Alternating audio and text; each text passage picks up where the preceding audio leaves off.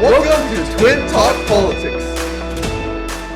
Hi everyone, and welcome back to another episode of Twin Talk Politics. Today, we are so honored to be joined by someone who truly doesn't need any introduction, Professor Ian Shapiro, Sterling Professor of Political Science and Global Affairs at Yale University. He is one of the leading scholars of democracy today and a profound source of inspiration for both of us. So we are especially grateful and honestly a little bit surprised that Professor Shapiro has kindly agreed to join us again as the first returning guest in our podcast history. So thank you so much for being here, Professor. I'm happy to be back. I'm looking forward to our conversation. For sure. Great. So our episode today is actually going to be slightly different as we're going to focus and talk all about Professor Shapiro's newest phenomenal book, After the Fall, From the End of History to the Crisis of Democracy, How Politicians Broke Our World.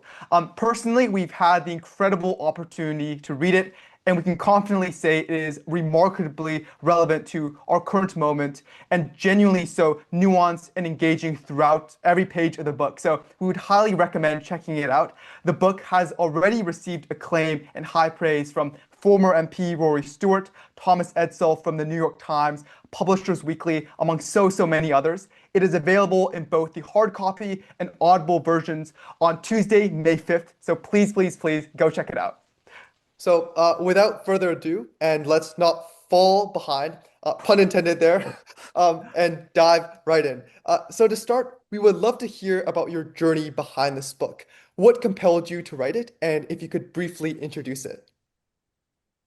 Yeah, so the book deals with how we got from the incredible euphoria and optimism that was so widespread when the Berlin Wall came down in 1989 to the baleful circumstances we're grappling with today, both in international relations and geopolitics, and in what's going on in many of the all the democracies and many of the newer ones as well. And the central focus of the book is on paths not taken, um, on choices that were made or forgone by political leaders that, if you like, headed off better possibilities and made what we've actually wound up with, if not inevitable, vastly more likely.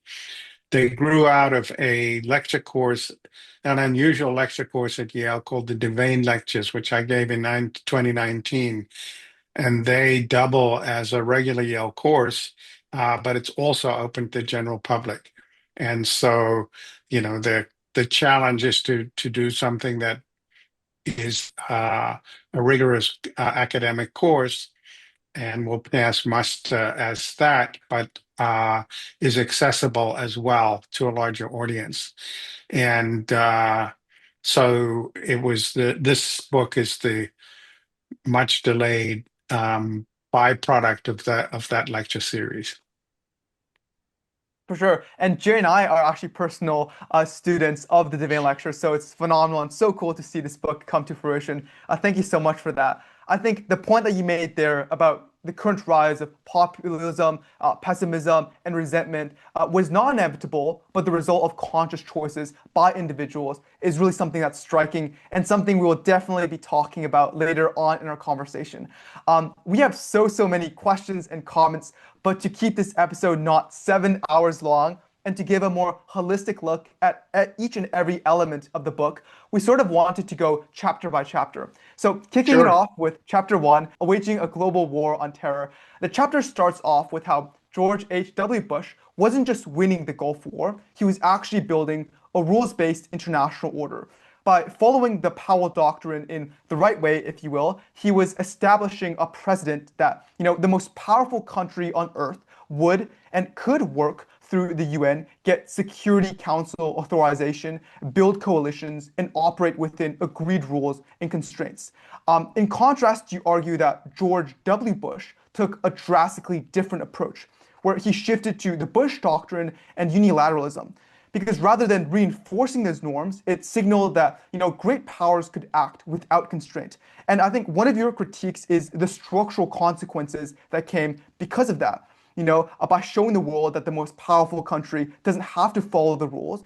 It sort of gave permission to, countries like Russia and China to do the same thing and follow suit, eroding just the credibility of the rules-based international order. But I guess a lot of realist scholars would say that countries like Russia or China would have acted the same way regardless of what the US did. So I think our question here is, do you think that the US choices directly shaped those behaviors or more so influenced how they were being justified? Yeah, I think that's a really excellent question. And I would say I would take a little bit of a step back um, and make a theoretical point and a historical point. The theoretical point, and this is the sort of political theory motivation behind the book, if you like, is what is sometimes called the agent structure problem by philosophers and social theorists. This is the question, well, is everything structurally determined, or is there a big scope for agency in human affairs? Right. And I have found, there's a huge literature on this that I have found almost completely useless. And the reason is that it's lacks a dynamic quality. So you have structuralists, you mentioned structural realists, saying, everything's determined by structure and choices and so on are ephemeral. And then you have, often philosophers, Alistair McIntyre and others saying, oh no, there's free will, there's agency, what people do makes a difference and so on. And the coming at it as a historically minded political scientist, what leaps out at you from the historical record is that there are periods when things are heavily determined structurally, and there's extremely little scope for human agency. But that's not always the case. Sometimes the structures loosen up. And, if you think about what are the main structures that shape politics, I think there are three kinds. They are institutions, interests, and ideologies, Right. like three I words. Okay. And, so if you think about the period of the Cold War, they were very constraining because we had this superpower standoff. And so, there were coalitions within the West, and there were coalitions within the Soviet bloc when they were in the standoff, and that shaped so much of what happened. The ideologies, the Cold War ideologies, were very constraining as well, and the institutions. Actually, this is directly relevant to chapter one. The institutions that had been created after World War II to start creating a rules-based international order, such as the UN and the associated institutions around it, had then become kind of stillborn and frozen in the late 1940s through the Cold War. But what happened at the end of the Cold War is all three of these loosened up. Suddenly, the constellations of alliances and what they might become was up for grabs. The ideologies were all scrambled because, communism as a serious alternative competitor had gone away. Even nominally communist regimes like China and Vietnam were adopting capitalism with the zeal of converts. So, just what was communism and how was it compatible or not with the capitalist world order. All of that was up for grabs, and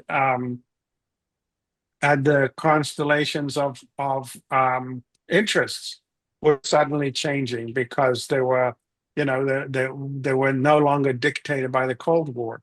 So it was a period where there was enormous scope for agency suddenly, and that wasn't going to last forever.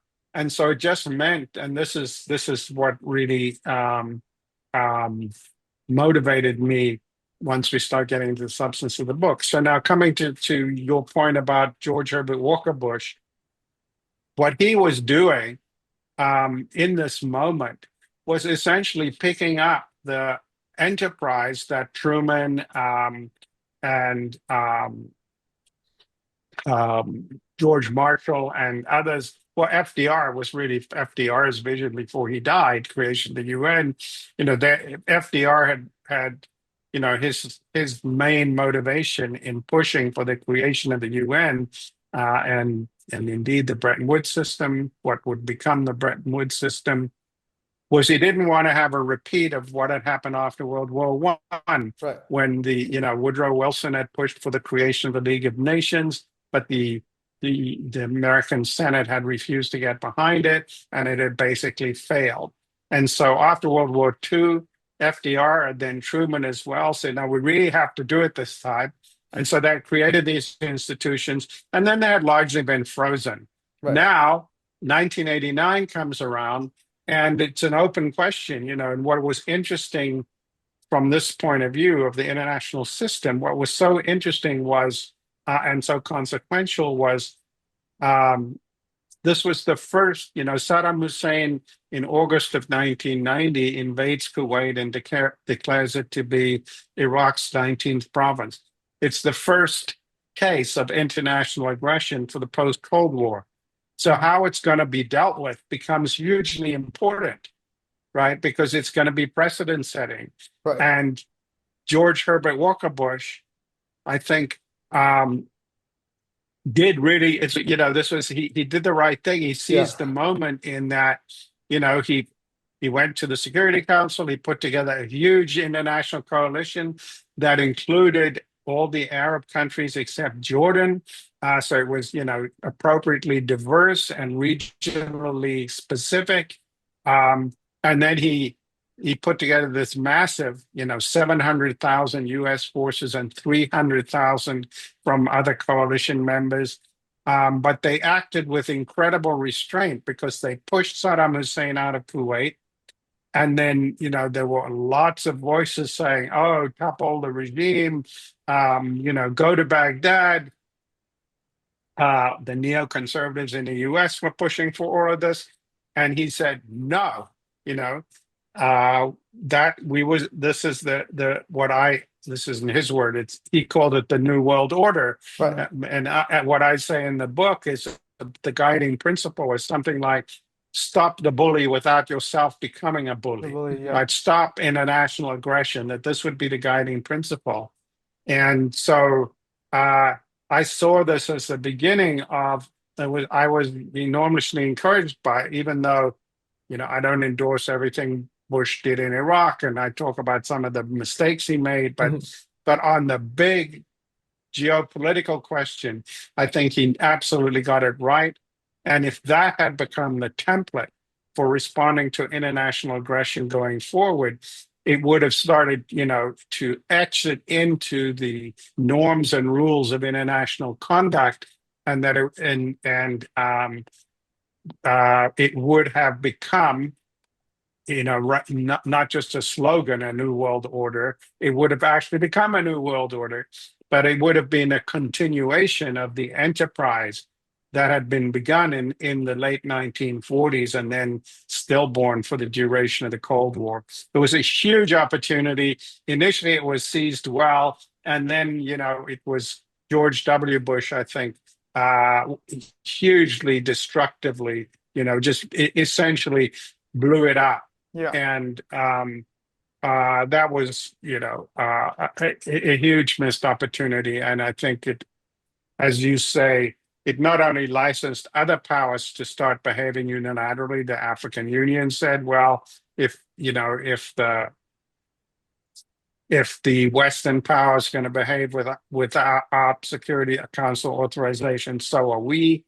And it also licensed future American administrations and NATO to start behaving unilaterally. Clinton had already done that in Kosovo in 1999, but Obama would do the same thing in Libya later on. We talk about that later if you want. Yeah. So yeah, I think it's a great illustration of where you can have a moment where there is huge scope for agency, but then the structures start to solidify again, and so it's a part of the kind of meta narrative of my book is to trace these circumstances in which there's more scope for agency and less, and see what agents make of them, of those moments. Cool. Yeah. Thank you so much for that answer. And now, just jumping to the second chapter of reviving the Cold War, I guess one of the Yeah. key lessons after World War II was that stability required more than just victory, it required active rebuilding.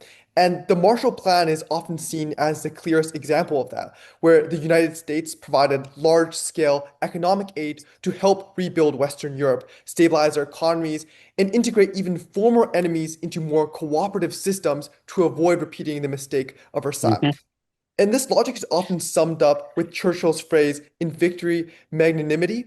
And we were wondering whether that framing, victory and magnanimity, was itself the problem in the 1990s, because Russia hadn't exactly been defeated in the same way Germany had been, and Yeltsin was insisting that the Cold War had ended in partnership rather than surrender. So, do you think that it was this ambiguity that made it politically harder to pursue the Marshall Plan by weakening the sense of moral clarity that had made earlier efforts possible? I wish I believed that, but I don't. Um, so I think that uh, my reading of the history is as follows: that at the end of the Cold War, even before Yeltsin comes along, Gorbachev is insistent that he really wants to integrate the new Russia, this well, even before it collapses, the Soviet Union with the West and get away from Cold War confrontations. But as soon as Yeltsin comes to power, at the at the end of the Soviet Union, and becomes the president of Russia, he is absolutely unequivocal, and there's no I think Gorbachev was to some extent equivocal about what he was willing and not willing to do. But Yeltsin was not. He, as I describe in the book, he he made sure that he shared the command and control um, uh, sequences for the nuclear weapons, which are the closest held secrets that you have, Yeah. with the incoming Clinton administration people. They delivered on all of their commitments to leave Germany and to get the nuclear weapons back from the four Soviet republics that they were distributed to. They removed all of their forces from Eastern Europe, either on schedule or ahead of schedule, Hmm. in the agreement, starting with Germany, but then Poland and all of these other countries. And Yeltsin was literally begging the Clinton administration. First, this George Herbert Walker Bush didn't do well on this front, unlike what he did in saying, we really need economic help to transform our collapsed economy into a thriving, diversified market economy that Hmm. will support democratic institutions, because he was fighting a rearguard action against hardliners who didn't want this, who Right. didn't want the transformation of the economy. And Yeltsin was openly asking for help. And you saw even, the most unlikely person, Richard Nixon, I quote him Yeah. at great length. He wrote this analysis and he said, don't repeat the mistakes of Versailles. We should be doing what George Marshall did with Germany after World War II Right. and Japan. We should be investing in the new Russia and building up their economy, folding them into the new post Cold War order, just as was done with Germany and Japan after World War II. And so and uh, George Herbert Walker Bush ignored him on that front. And then when Clinton came in, they basically dribbled out aid when, Yeltsin got into crises, but Yeah. they never made a serious investment in helping him transform the Russian economy. And that led to, a resurgence of the hardliners. He was in serious danger of losing the 1996 election to the communist resurgency.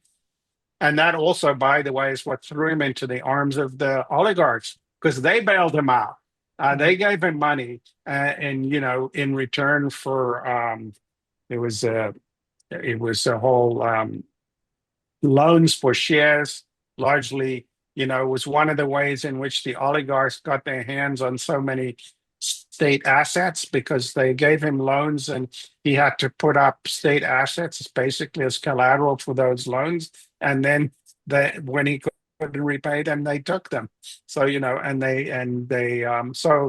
so I think it was incredibly short-sighted, and the Russian economy staggers on.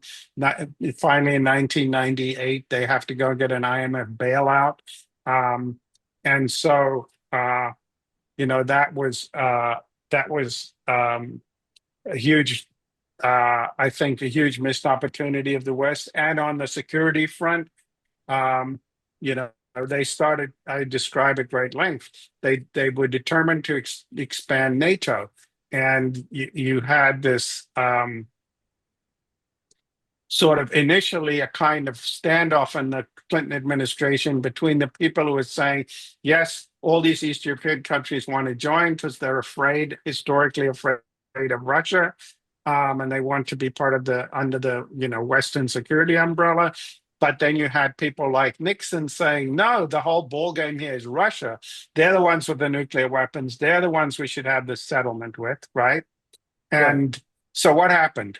Uh, General Shalakashvili came up with a great solution. He said, what we're going to do is we're going to create an institution to manage this tension between the people who want to add the East Europeans because they don't trust the Russians. And that will nonetheless enable us to work with Russia if it turns out to be possible and fold them into our economic and security arrangements. So the idea of the Partnership for Peace was that it was a big temporizing agency so that the countries were told, well, you might eventually be able to join NATO, but first you have to join the PFP Right. and start cooperating on security matters like, the civil war in Yugoslavia was going on. And, we will see how these former adversaries can actually work together over time. And that will become the runway, if you like, for joining a new security arrangement. And Yeltsin said, great. And this is, Clinton's temporizing mechanism. And it could easily have worked. But what happened? Why didn't it work? It was a American domestic politics story because what happened was in 1994 the Republicans won the House for the first time in 4 decades, and Clinton was completely spooked. He was worried about his re-election in 1996, and there were swing states then, just as there are swing states now, Right. and there were big Hungarian, Polish, and Ukrainian populations in Michigan, Wisconsin, Pennsylvania, Mhm. and so he wanted to cater to them, and so he said, okay, we're going to fast track them into NATO, and Mhm. this huge, massively alienated Yeltsin. Um, and I'm very down on Clinton for having done that particularly because after he could have temporized until after the 96 elections when he was reelected, and then he could have lowered the boom on that and gotten back to working with the Russians. And instead he didn't. And so he added those three countries in 1999, and he promised the Baltics that they would be able to join shortly thereafter. And then, that uh, connected or it dovetailed with what George W. Bush did when he wanted to get a lot of countries to sign on to his coalition of the willing to go and topple Saddam Hussein's regime. In 2003, he promised them all NATO membership, and they were so he added 7 countries in 2004, and off to the races. And a final point on this is that by 19, that's I think directly relevant to the way you posed the question. Um, by 1999, Yeltsin was completely alienated from the Americans. But then Putin comes in 2000 and actually wants a reset. Putin in 2000 was not what the Putin of today. Yeah. He said, "We are Europeans. We want to be part of Europe.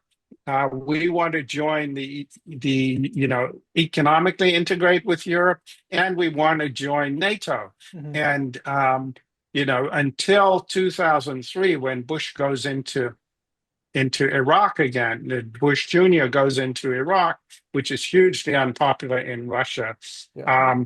Putin is basically hammering on the door, and people are saying, at that time, Senator Joe Biden says he's never seen a Russian leader as pro-democracy and pro-Western as Vladimir Putin. And you have people like Berlusconi saying, yes, this is what we should be doing. Um, you know, so and he starts becoming alienated with the invasion of Iraq. And then in 2007, when they start talking about adding Georgia and Ukraine, Putin gives this speech in Munich, and he says, "You keep going down this path, and there's only one way it's going to end." And they keep going down the path. He goes into Georgia the following year. He goes into Ukraine in 2014, and then it's off to the races. And now it's, of course, always possible that Putin would have evolved into the dictatorial figure that he's become. Yeah. But it certainly wasn't inevitable.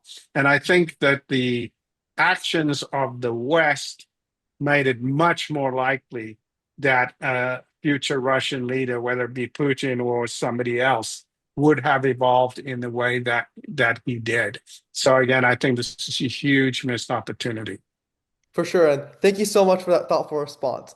Now we're going to move on to chapter 3. And speaking from a personal standpoint, the chapter I found most intriguing, the demise of human intervention. So Rwanda and Kosovo can be seen as two sides of the same moral dilemma.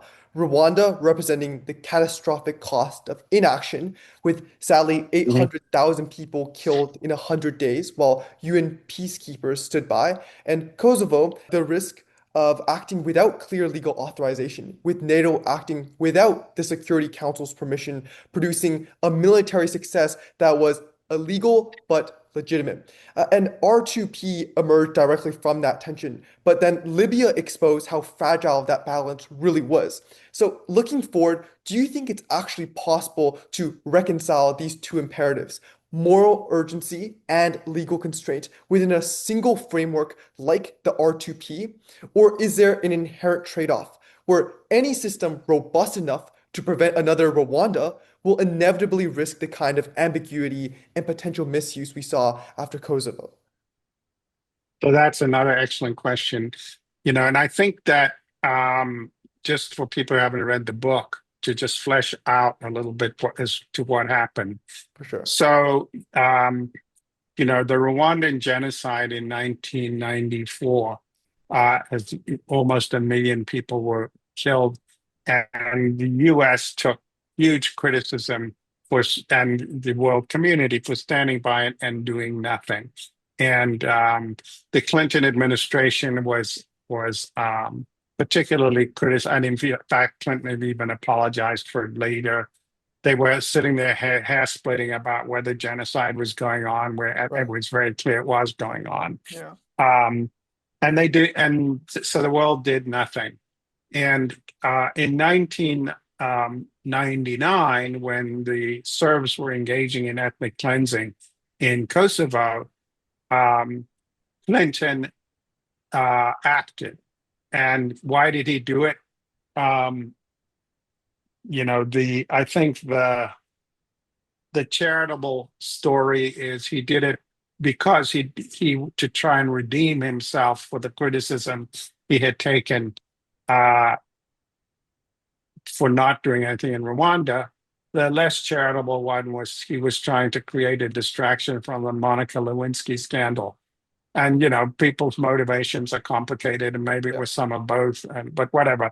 But even giving him the benefit of the doubt, so what happened was NATO started a bombing campaign. It wasn't authorized by the Security Council because they didn't even go to the Security Council because the Security Council, the Russians and the Chinese would have vetoed it. Yeah. The Serbians were allies of Moscow, and China would have supported Moscow. So they just did it. And it worked in the sense that it stopped the imminent catastrophe. And so then, people said, so what do we make of that? Because it worked. And it was a unilateral action, but it had no international authorization.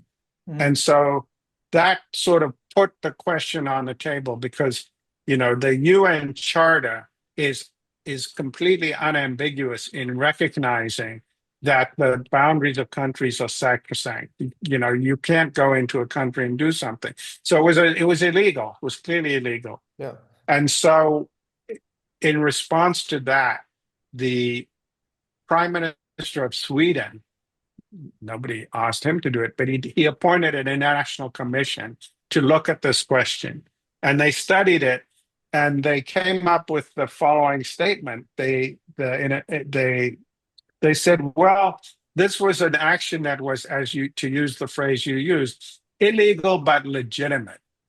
It was illegal because it violated international law. It was legitimate because there was no other way to stop this terrible thing from happening.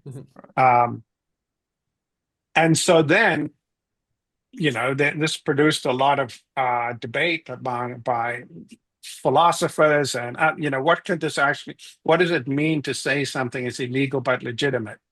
And is there some way to institutionalize some mechanism to enable action in these types of circumstances? And so there were actually a number of commissions. I go through them all in the book for people who are interested. Yeah. But eventually in 2005, the UN General Assembly tries to institutionalize this notion with the doctrine of responsibility to protect. And so this is astonishing when you think about what they did, because the UN General Assembly is not a world government. It's not a legislature. The UN is a treaty-based organization. It's not like the General Assembly, some legislature that, but actually so this is a kind of institution building common lawmaking. They decided to actually act like a legislature, and they created the doctrine of responsibility to protect, and they circumscribed it just 4 kinds of especially egregious violations. And they said governments have a responsibility to protect the populations within their borders, not just citizens, which is important because, non-citizens as well, when you think of migrant groups, the Kurds, the Palestinians, so forth. And if they don't do it, the UN can act and can authorize action. And, the Security Council can authorize going in to ensure that governments conform to the requirements of it came to be called R2P, responsibility to protect. Yeah. And so this is like a huge, achievement for international lawmaking, because, it's a bit like George Herbert Walker Bush's action with respect to Kuwait and in Iraq in 1990 and 91. Here you have, an attempt at really, creative international lawmaking that um, can start reshaping the terrain of responding to this is not aggression across borders, this is aggression within countries, right? Um, and so, how the powers are going to respond to this, how it's going to be used is going to be enormously consequential.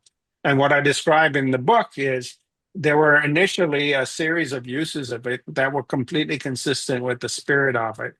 But then in 2011, when NATO, under they got limited authorization from the Security Council to go into Libya, well, not even to go into Libya, but to stop what was alleged to be an imminent slaughter of civilians by Gaddafi's forces in Benghazi. And then they, for a very complicated set of reasons that I unpack in the chapter, having basically to do with French and Italian and British and American oil interests in Libya, Yeah. take it upon themselves, hiding behind the R2P doctrine Mhm. to topple the Libyan regime, uh, which creates yet another failed state in the Middle East, has huge fallout, creates an arms bazaar across North Africa, feeding conflicts from Mali to Syria, and thoroughly demolishing, the prospects for institutionalizing responsibility to protect. So this is now Obama, just it's not all Republicans. Obama is a Democrat who should have, if anybody should have known better, it was Obama. He opposed the 2003 war, invasion of Iraq as a war of choice. He, had campaigned against doing things like this. Right.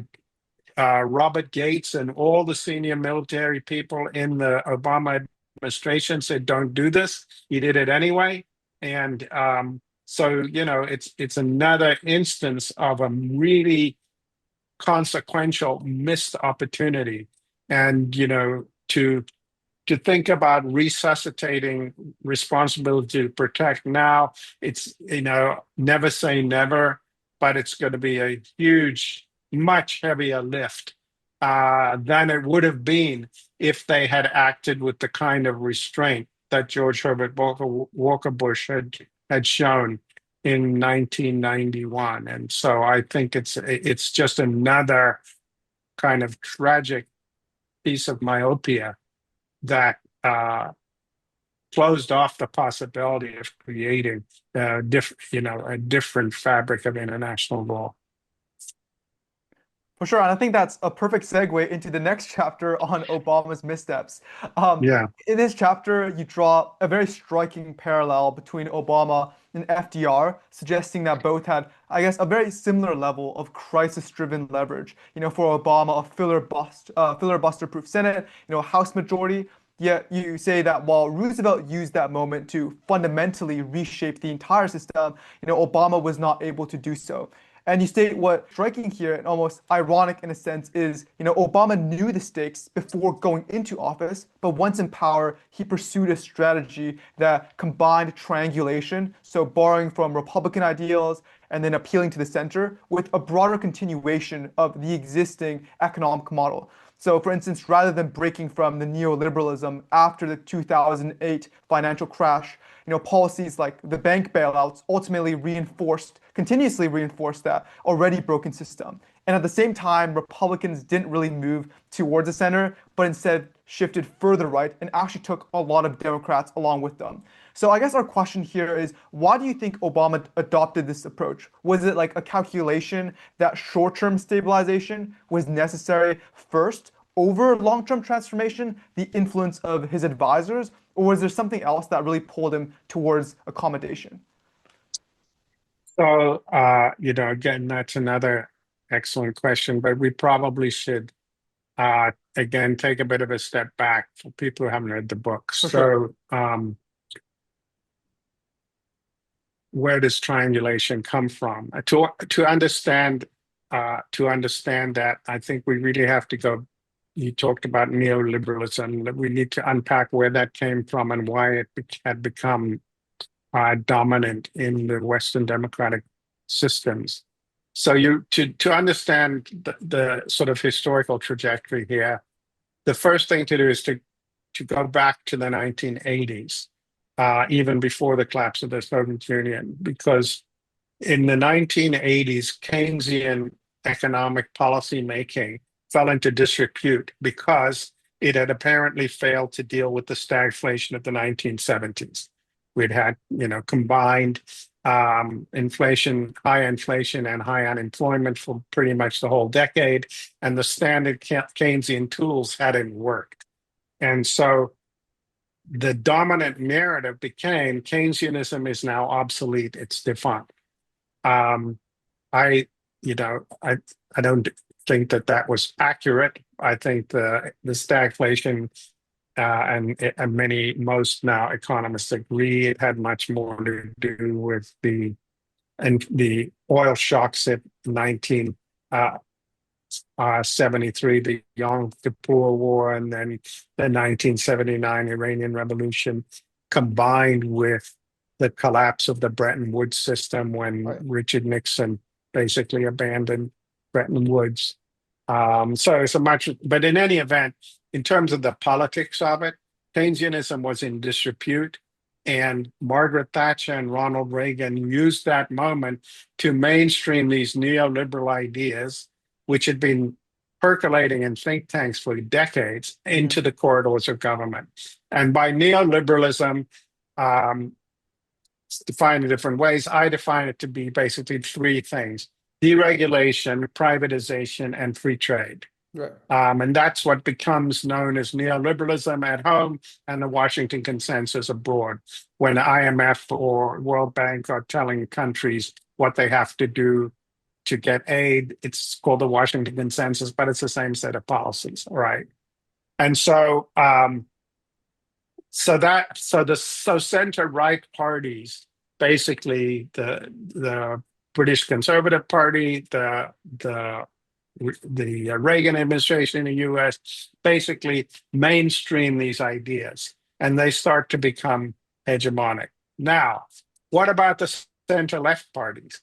The Democrats in the US, the Labour Party in the UK, the socialists in France, the Social Democrats in Germany. How would they respond?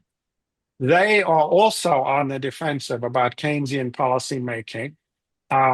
And so they conclude, and this is what comes to be called triangulation. So the idea is that these center-left parties should move and adopt the same policies as the center-right parties are doing, because people on their left will have no place to go. So they won't leave, and you can pick up some votes in the middle. So this became the idea. And then that imperative gets greatly strengthened at the end of the Cold War, because then communism really goes away. There really is no alternative, right? And Margaret Thatcher's famous line, "There is no alternative," Tina, becomes the mantra. And so the center-left parties also clamber aboard this consensus. And so you get the New Democrats in the US, Bill Clinton starts. I mean, it actually starts earlier somewhat with Jimmy Carter and Paul Tsongas, but Clinton is the person who really adopts it in the US. Tony Blair in the UK, New Labour, same thing. He privatizes more than Thatcher privatized. Essentially, he gives operational independence to the Bank of England. All these things, basically clambers aboard.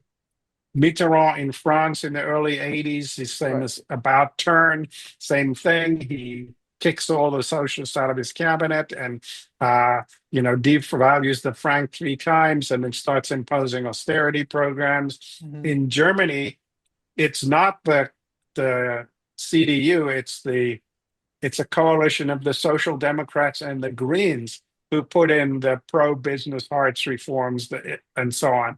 So you've got all of these parties converging on this consensus that basically becomes hegemonic, this under the flag of Tina, there's no alternative. And so that is the backstory of for the question you asked about Obama. And so what happens when we get the financial crisis?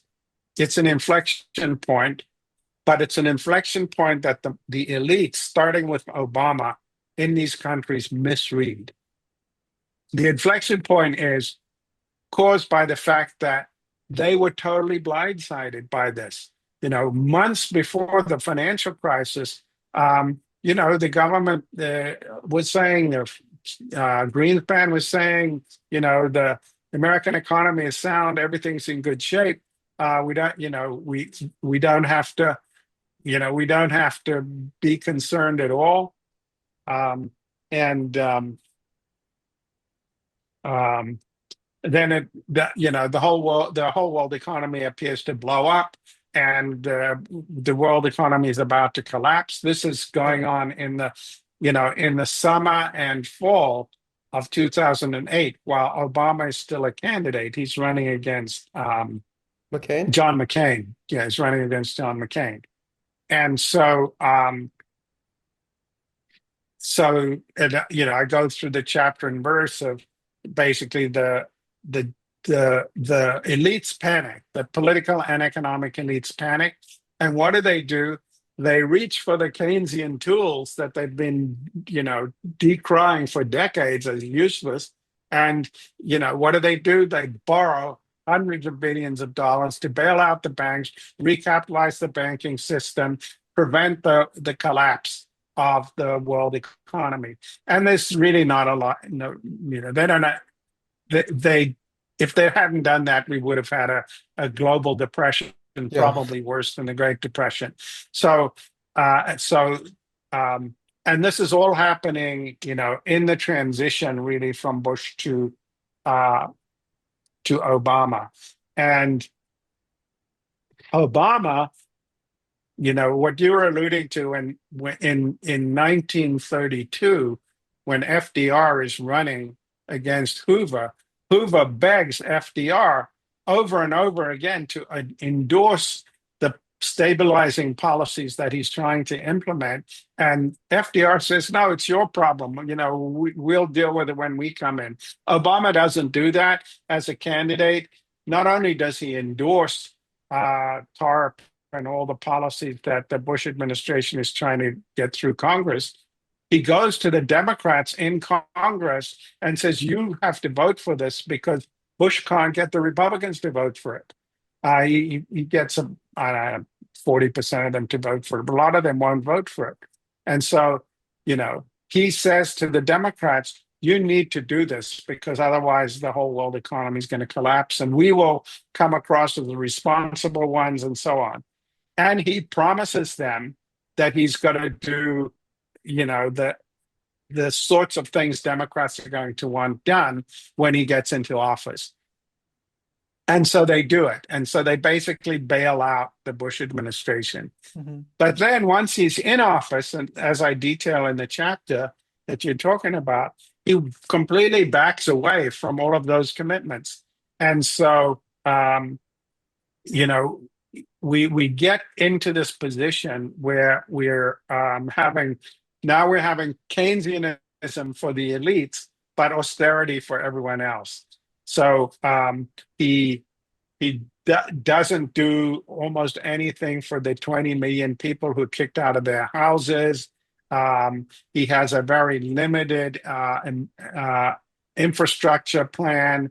And indeed, when he meets with the bank executives, they're stunned at how little he demands of them. And he ends up, he says, I'm the only person between you and the pitchforks, but it's huffing and puffing and backing down. He doesn't actually demand, they're made. And Right. it makes them realize that he will not confront them. Whereas Roosevelt in 1936 had talked about the business elites who are opposing him and said, I welcome their hatred. Obama won't do that. And so,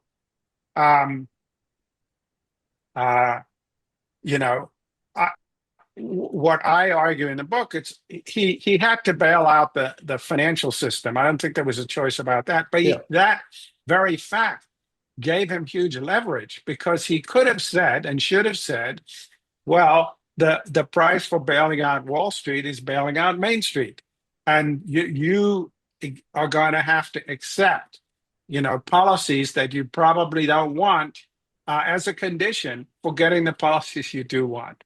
And Right. so, what I describe in the chapter is his failure to use the leverage that he had um, to do the sorts of things, the 21st century equivalent of infrastructure for the new millennium, and investing in workforce transformation and a whole series of policies that that he could have made the condition for supporting what business wanted. And it's tragic, not only because of Obama, but what he does becomes the template for what goes on in Europe. And so, in the next chapter, maybe you want to talk about it separately, but essentially, Angela Merkel and Jean-Claude Trichet, in the wake of the Eurozone crisis, do more or less a carbon copy. They bail out the banking system. And then they take a lot of the debt onto the public books. So essentially socialize all the private sector debt. And then they create their fiscal compact, which rams austerity down the throats of the European countries. And so, why is this so important? It's so important because what they don't realize, the mainstream parties, center left and center right, they don't realize that the fact that the whole world economy blew up on their watch, and that it turned out they didn't know what they were doing, and this completely demolishes their legitimacy, and that is what creates the opening for the far right populist entrepreneurs, the Nigel Farages, the Donald Trumps, the Viktor Orbáns, the Marine Le Pens, the Geert Wilders, all of these people, to suddenly see the alternative for Deutschland. Thatcher's been saying there's no alternative, there's no alternative. They form a group called We Are the Alternative for Deutschland. There's an alternative, and it's us. And so the mainstream elites carry on. Once the crisis has passed, they just carry on. And of course, the stock markets come back, the 401ks come back, the elites are fine, but you've got these, huge and growing populations that have been experiencing economic stagnation for decades, whose insecurity is growing because long-term employment is disappearing, and those people are now available to be mobilized by these new populist parties. And so I think that the mainstream parties, mainstream politicians today, who are all wringing their hands about the rise of far-right populism, they bear a huge amount of the blame, because they really set themselves up to be attacked as self-dealing elites who are basically just fleecing the system to protect themselves and their friends. And that's the politics that we've gotten today. So I think that the mainstream parties and politicians have a huge amount of the blame, and many of them still don't realize it to this day.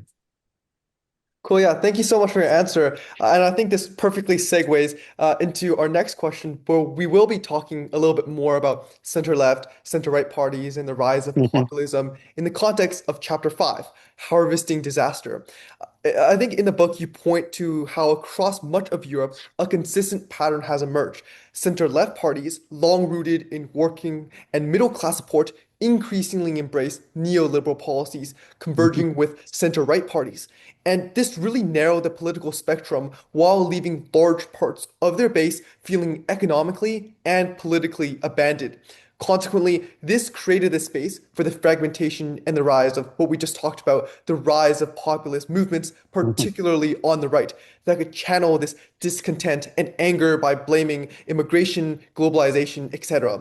And in cases like Germany, the SPD continued to support supply-side reforms within grand coalitions even as its vote share steadily declined. Similarly with Macron, even after witnessing tensions erupt most visibly in the Yellow Vest protests, which he himself acknowledged reflected anger that was deep and in many ways legitimate, he has largely reaffirmed the same framework, resisting more fundamental shifts such as restoring the wealth tax and instead urging patience. So our question here is, does this suggest leaders generally just misread these moments of rupture as temporary disruptions rather than signals of structural change? Or does it reflect something deeper, where viable alternatives are so limited that even in crisis, meaningful departure is no longer feasible? I think that there are alternatives, and you know what's interesting about the present moment in Europe is that, I mean, to some extent, it's necessity being the mother of invention, but uh, the political dynamics are changing. To look at I mean, for example, Germany.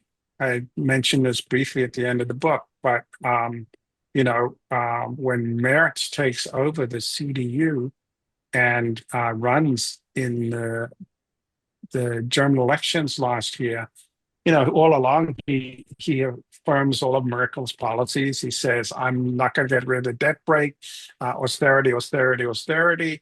The moment he wins, he says, well, I think we need to think differently. The trigger is Trump saying he's no longer, that the Europeans have to spend more on defense, and they have to start, so there's this plan to increase the defense spending to 5% of GDP, which he does. He commits Germany to do that, but he also says they're going to borrow another €500 billion for infrastructure investment.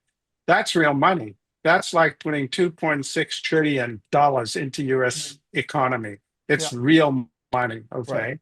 Now that is, I'm sure Angela Merkel is turning in her grave. It's a kind of Nixon to China moment, because you have a center-right party saying, blowing up the neoliberal orthodoxy for Germany at any rate, and saying there's going to be massive public investment in Germany. Now, if you think about the other European countries, they are, they all have a lot of debt, so it'd be very difficult for them to do something like that without violating the fiscal compact. But if you think about the politics of this now, and you really, do you really think that the French and the Germans and the Italians and the Spaniards are going to sit around swallowing the fiscal compact when Germany's going on this massive Keynesian splurge? I don't think so. And if you want an example of it, look at Macron now. What is he advocating? Macron, probably because he wants to be president of the European Commission next, I think. But now he's talking about Eurobonds for infrastructure investment. So he's saying this European Europe, the EU should be issuing Eurobonds. There's some precedent for this now because they did it during COVID. European Central Bank, before that it wasn't part of its remit. But anyway, during COVID they did. And so now he's getting on this bandwagon. And so what you might be looking at is that Europe is going to be heading for the biggest splurge of public investment that we've seen since before the financial crisis of 2008. Right. And so, it's just an example that things can change at times when you least expect them to change. And so that there are clearly possibilities there. In the U.S., the U.S. can can run a lot of debt because it's a reserve currency and so on. Trump just spent $4 trillion giving more breaks to billionaires. That money, that could have been public investment and was actually a lost. I talked briefly about the Biden administration, but was if Joe Manchin and Kristen Sinema hadn't thrown so much sand in the wheels, the CHIPS Act could have been 10 times the size that it was. I mean, Biden was unlucky. He was, the beginning drinking out of a fire hydrant because of COVID, and then they got all the inflation from the Ukraine war, which he got blamed for, I think, unfairly. And then he was but that meant his own agenda got going very, very late in the administration before it showed any benefits. And then he was a terrible messenger because he's too old and he bad campaigner. So, it was a kind of star-crossed administration. But basically what they were trying to do with the CHIPS Act and some of their other policies aimed at workforce transformation and so on, that is exactly what these countries need. And he was the first American administration since the Johnson administration to do it. I mean, he actually did repudiate the neoliberal order. He was just very unlucky and kind of dollar short and a day late and so on. But, that is the kind of agenda that's needed for the future in all of these countries. For sure. And for the final chapter, one of the tenets that you described that has contributed to, what we just talked about, to the rise of populism, is this idea of a zero-sum psychology and thinking, where, individuals increasingly interpret economic and social change through a lens of competition, where one person's gain is another's loss. And as you point out, this heavily deviates from, the traditional or like post-war idea of positive sum, something we actually saw Harris use very recently, where everyone can win, that growth and cooperation, could be mutually beneficial and symbiotic in that sense. And in the spirit of the chapter's name of taking stock and looking forward, the future path that you outlined and spoke about briefly just now, whether it is investing in jobs and not tax cuts to billionaires, accepting immigration and focusing on the working people, I think a lot of this will require a significant step away from zero sum and potentially even into positive sum. But I think it can be especially difficult given, the time lag of, elections can happen every 2 to 4 years. Things like infrastructure can sometimes take up a decade to deliver results, and many may just retain that zero-sum thinking because it's been so embedded within their culture and, many times in their own identity. And I think if we look towards, some of the examples in the real world, this mindset unfortunately seems to persist even in contexts where, objective economic conditions improve, like Spain having the lowest poverty in about a decade and Vox still only getting around 12%. So our question, I guess, here comes in two parts. So the first part is a strategy more so to diminish the magnitude of zero-sum thinking so people stop being reactive? Or is it more so to move from zero-sum into positive sum? And I guess the second question here is, if it's the latter, what strategies can we use to accomplish it? So, again, I think just to back up a little bit for people who haven't read the book. So, zero-sum thinking is the notion that if you get a benefit, somebody else must suffer an equivalent loss. Okay, so it's the exact opposite of what you learn in Econ 101 or Pareto superior exchanges, right? Yeah. The Pareto superior exchange, I exchange something with you because you gain more utility from what I'm giving you, and I gain more utility from what you're giving me, and so we're both better off. That is positive sum, okay? And so the finding in a lot of the recent economic literature that I described in the book is that people are much more likely to engage, to have zero-sum attitudes during periods of economic stress and contraction. So if your life is going poorly, you're much more likely to say, his gain is my loss, right? And so that's very bad from the point of view of cooperative behavior. It's very bad from the point of view of getting people to to see that there are many kinds of economic transactions that can produce mutual benefit, right? And there's a lot of now empirical literature from economists that I summarize in that chapter, which shows that in periods of contraction, in periods of economic insecurity, people think more and more and more in zero-sum terms. And sort of exhibit A of this would be immigration. So, if you look at the demography, any economic demographer looking at all of the older democracies would say these countries are in serious need of a lot of immigration. Why? Because the old age dependency ratio is getting worse and worse and worse. We have shrinking working age populations supporting expanding retired populations, right? And if you're not going to have huge intergenerational class conflict, the only way out is to expand the working age population quickly, now, not 20 years from now. And the way you do that is through immigration, right? And but here we're in this world in which immigration in all of these countries is the most politically toxic, explosive, right? Because we've got populations now seeing the world in zero-sum terms. And so they think, if an immigrant comes into the country, they're taking one of our jobs. And of course, that's not true, because first of all, take a country like the US. There's no employment problem. The unemployment is extremely low. It's been low, for 15 years.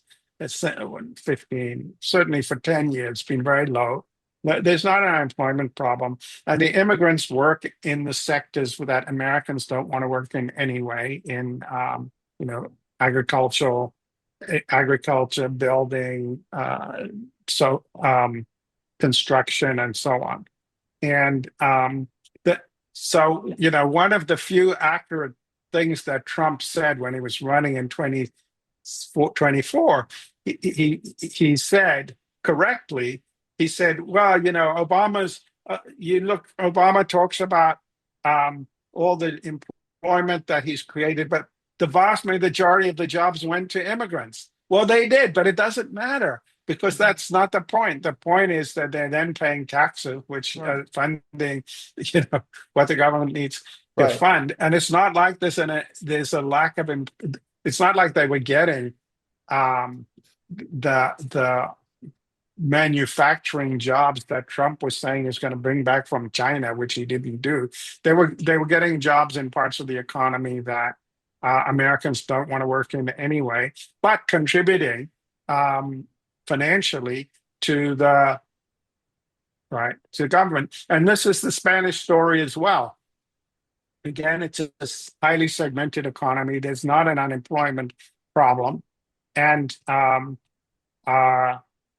Spain, the Spanish case is interesting because it's the only country in Europe that has resisted, whereas in every other European country, just as the mainstream parties triangulated towards neoliberalism in the period up to the financial crisis, they've all been triangulating now towards being anti-immigrant.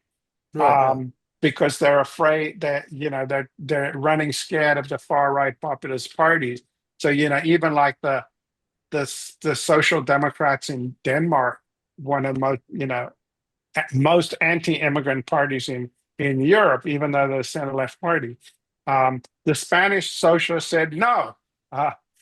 Sanchez says he says we can be open and rich or closed and poor, and everybody said he was going to get hammered in the 2003 election. In fact, as you intimated in your question, Vox lost seats and votes, and the Spanish economy is the best performing economy in the OECD, and poverty rates have diminished. And you don't have to listen to left-wing economists read The Economist magazine will tell you. The Financial Times will tell you the Spanish economy is performing well because of immigration. Mhm. So these are, this is an example that, the as you intimate in your question, that if that is the case, these countries actually need immigration, and when they find a way to have immigration, they benefit. How do we get from here to there when people have such dramatically zero-sum attitudes? And this is, of course, why they like Trump, because when they say Trump is one of us, obviously he isn't. He's a multi-billionaire who flies around between his golf courses and his private planes. He's not Yeah. one of them. But when they say he's one of us, it's because he articulates a relentlessly zero-sum view of the world, right? He says, if we give weapons to Ukraine and we're not getting mineral rights back, we're being ripped off. It's Mhm. like zero-sum, right? Whereas, why has it been in the interests of the U.S. to extend its security umbrella over all the European countries for so long? It's because it prevents nuclear proliferation. Right. It's in America's interest to bear some of the costs of the security of these countries, because otherwise they're all going to want their own nuclear weapons. Mhm. So that's a good example where Trump can't just, he's just got this zero-sum view. It's all transactional. So the argument in the last part of the book is, what we have to have is policies that produce economic growth whose benefits are widely shared, and so that people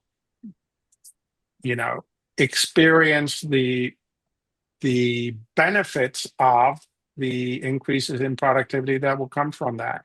And those are the sorts of policies I talk about at the end of the book. Their elaboration, and I think we talked earlier about my book, The Wolf at the Door, with Michael Gratz. Yeah. But it's those sorts of policies that the Biden administration was sort of trying to do, but for reasons I talk about, they were kind of stillborn, and they were, but it's a very tough one. But I think that unless and until we get a new kind of growth model that promotes inclusive growth, by which I mean growth whose benefits are widely shared, we're not going to get out of the zero-sum thinking trap.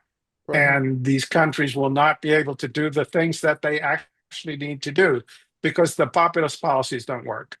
The populist policies, you can't, there's just, if you look at the demographic, even if the demographic projections are like off by 50%, there's simply no way these countries can survive in anything like their current form without either substantial immigration or massive increases in taxation, which is probably politically unsaleable. Yeah. And so you look at what the Marine Le Pen's crowd are proposing.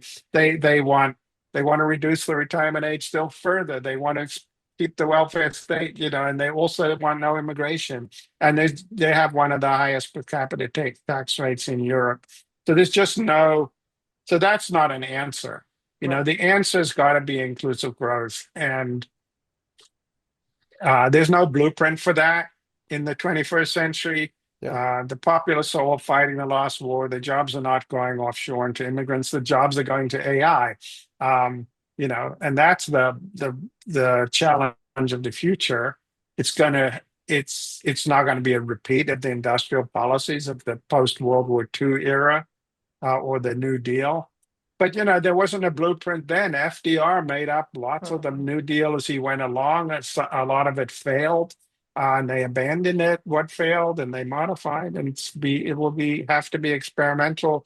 But that's basically where these economies have to go to produce economic benefits that accrue to most people. Otherwise, they have no reason to support them, and they'll be mobilized for destructive purposes. So that's sort of I think, the imperative for your generation. Cool, yeah. Thank you so much for that response, and thank you so much for all of your thoughtful and nuanced answers to all of our questions today. They've definitely made us excited to revisit your work. As you know, we always like to end off on a lighter note, and since this is your second time on the podcast, Yeah. we thought we'd step things up and double our fun questions. So to start, we were curious, while writing the book, which chapter was your favorite to work on? I think the last one, I think, because it's and if you want to end on a more hopeful note, what I would say that is, it looks pretty bleak in some ways looking around the world, but what I would say is imagine it's 1946 Wow, okay, and yeah. you were born in 1900. So you're 46-year-old, and in any European country or here, or and somebody said to you, what does the future hold? Think about how the world would look to you. You look back over the course of your life. You've lived through two world wars, Yeah, wow. the Great Depression, the rise of fascism, a world war that has just finished killing 60 million people. Yeah. You'd say the future looks pretty horrible. That's all you've ever known. And if somebody had said, well, you're on the verge of the 4 decades of the most astonishing inclusive growth the world has ever seen, and prosperity and largely peace, you'd have said, this is, so life has more imagination than us. And Wow. Martin Luther King said shortly before his death, he wasn't optimistic, but he hadn't given up hope. Mhm. And I think there's always reason for hope. And as I said, there are green shoots that Europeans in particular seem to have finally, shaken loose of this incredibly destructive economic orthodoxy, or at least are in the process of it. And so we shouldn't give up hope. Cool, yeah. And that phrase, life has more imagination than us. Wow, yeah, that was really powerful. And for the last question of today, and this probably will be the hardest question of them all, if you could describe after the fall in 3 words, what would they be? 3 words. Yeah. Sorry for putting you on Wow. the spot here. 3 words. Wake up and look. I guess that's 4 words. Yeah, no, that's perfectly That fine. works. Great. Okay. Cool. Thank you so much for all your messaging today, and especially ending up on that powerful and hopeful note for the future. Great. I think that concludes our interview today. Again, Jay and I would like to extend such a big thank you to Professor Shapiro for this amazing opportunity and taking the time out of his insanely busy schedule to meet with us, and for such a thoughtful and engaging discussion. Again, we can't stress this enough. The book is so phenomenal, so please go check it out online, in person. It will be available on May 5th. For all the listeners at home, if you guys wish to see more interviews like this, be sure to tune into future episodes. Thank you, everyone. We'll see you guys Thank next time. you.